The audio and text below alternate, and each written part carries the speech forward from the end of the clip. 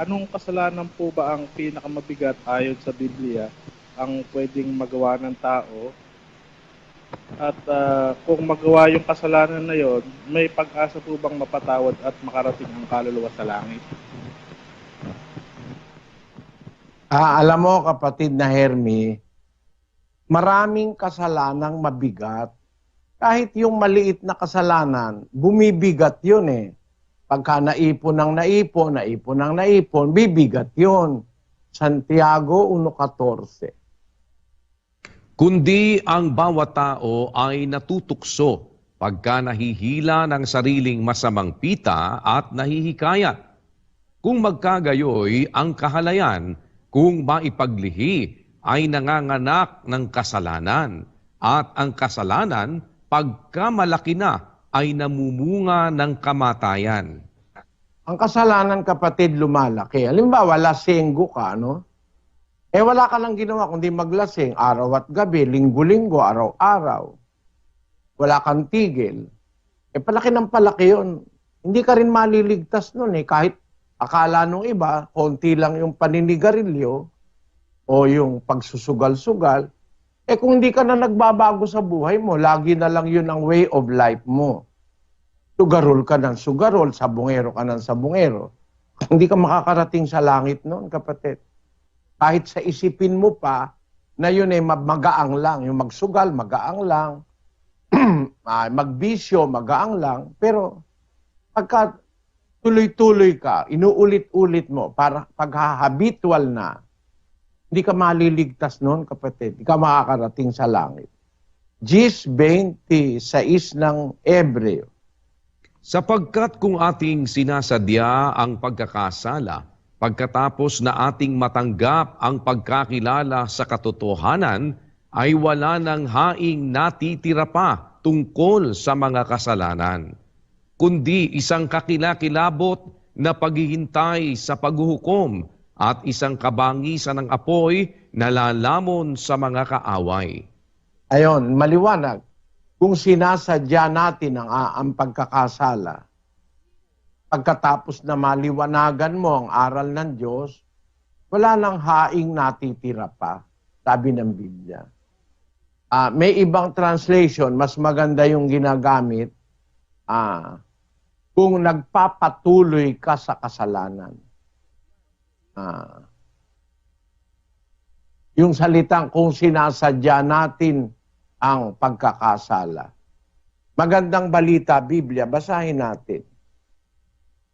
Kung matapos nating makilala at tanggapin ang katotohanan, ay magpapatuloy pa rin tayo sa pagkakasala, wala nang haing maihahandog sa ikapagpapatawad ng ating mga kasalanan. Ayon, kung magpapatuloy, tamang-tama yun sa Spanish at saka doon sa Portuguese. Si continuamos pecando deliberadamente. Sa Portuguese, porque si voluntariamente continuarmos no pecado.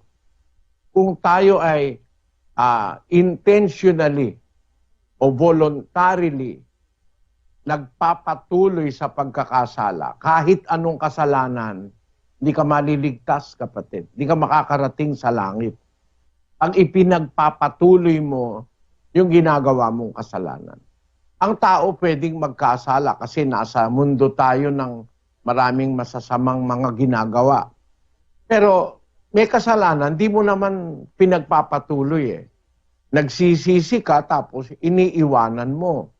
Yun, napapatawad yun. Pero kahit maliit na kasalanan lang, pagkatuloy-tuloy ka, wala ka ng intensyon na magbago, hindi ka na rin magiging dapat sa Diyos noon, kapatid. Kaya, dapat sa atin, nagsisisi sa ating kasalanan at sinisikap natin na iwan yon. Basahin natin ang Kawikaan sa 28:13. Siyang nagtatakip ng kaniyang mga pagsalangsang ay hindi giginhawa, ngunit ang nagpapahayag at nag-iiwan ng mga yaon ay magtatamo ng kaawaan. Ayon, yung nagpapahayag ng kasalanan, tapos iiwan mo, magtatamo ka ng kaawaan. Patawarin ka ng Diyos at magiging dapat ka. Pag iniiwan mo yung kasalanan mo, hindi mo itinutuloy. Pero pag tuloy-tuloy ka lang, tuloy-tuloy sa buong buhay mo, meron ako nakilala doon sa Pampanga. Ano siya? Babaero siya. Napaka-babaero niya. Tuloy-tuloy siyang nambababae. Sabi ko, Tatang-inong, hindi mo ba naliliwanagan yung aral? Ba't hindi ka nagpapabautismo? Ang sagot sa akin, Eli, kasi marai pang babae sa mundo sabi niya. At saka, hindi ko mapigilan Hindi niya raw mapigilan si Manoy. Kaya saka na lang ako magpapabautismo pagka wala ng babae. Ayun. Pagkatapos niyan sabihin yun, mga ilang linggo lang, inatake sa puso, patay. Naawa ako dun sa matanda na yun. Nakilala ko kasing personal. Siguro mga 20 anyos ako noon, pero siya, mga 70 ng mahigit Naawa ako kasi nakikinig siya lagi pagka nagsasalita ako. Nandun siya sa harap. Sabi ko, ba't hindi niya natatanggap? Yung pala, ang bisyo niya, sabi niya, bisyo, may bisyo siya. Ang pala, babae. Pagka weekends, Biyernes, Sabado o Linggo, pupunta siya sa club. Nagde-date siya ng babae. Naawa naman ako doon sa tao. Yun isang halimbawa na mayroong mga tao, hindi nag-iisip na iwan ng kasalanan. Tandaan mo kapatid, alam ko yung tanong mo, ang gusto mong malaman, yung pinakamabigat na kasalanan, na pag ginawa mo, hindi ka na mapapatawad. Meron talaga nun. Nasa Biblia yon. Kaya lang, hindi a-apply sa'yo yon. Yung pinakamabigat na kasalanan, nagagawa lang ng tao yon, pagkaanib na siya sa katotohanan. Samantalang wala ka pa sa katotohanan, wala ka sa iglesyang totoo. Lahat ng magagawa mong kasamaan, pwedeng mapatawad sa bautismo. Ngayon, pag nabautismohan ka na, ginawa mo pa rin yung walang patawad, wala ka ng kaligtasan nun. Pero samantalang hindi mo pa kilala yung aral, wala ka pang buong pagkakilala. Nasa labas ka ng katotohanan, kahit ano pa nagawa mo, mapapatawad. Gaya ng nangyari kay Pablo sa 1:13 ng unang Timoteo. Bagaman ang una, ako'y naging mamumusong at manguusig at mga alipusta, gayon may kinahabagan ako sapagkat yaoy ginawa ko sa di pagkaalam sa kawalan ng pananampalataya. Ayun, kung ginawa niya, hindi niya alam na mabigat pala sa kawalan ng pananampalataya, kinahabagan siya. Ang mga nagawa niya, mabibigat Ako ang wika'y mamumusong, mang-uusig at mang-aalipusta. Pinag-usig niya ang unang iglesia, ipinapapatay niya yung mga miyembro sa iglesia. 1:13 ng Galacia.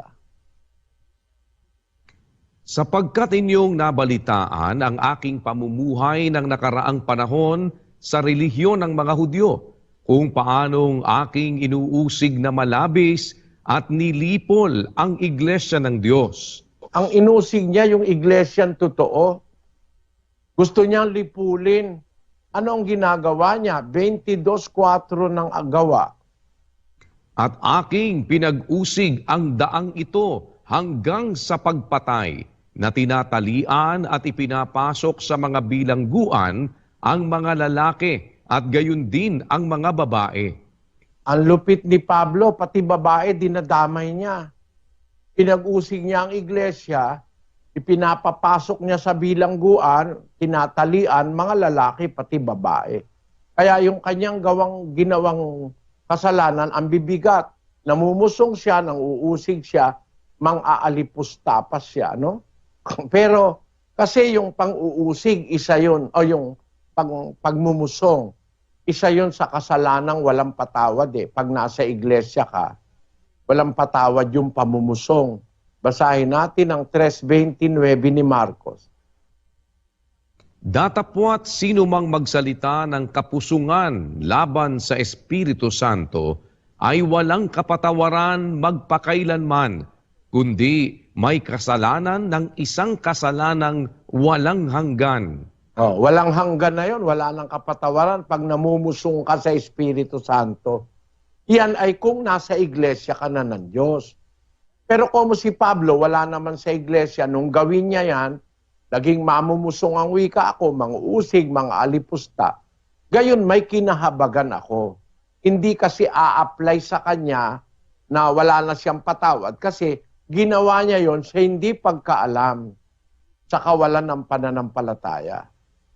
Yung kasalanan na yon nagagawa lang ng sumasampalataya, tapos nakakilala na ng katwiran, tapos pupusungin mo ang Espiritu ng Diyos, ay wala ka ng kapatawaran. Pero sa hindi pa kaanib sa iglesia, kagaya mo, kapatid na Hermie, hindi natin maia-apply yun.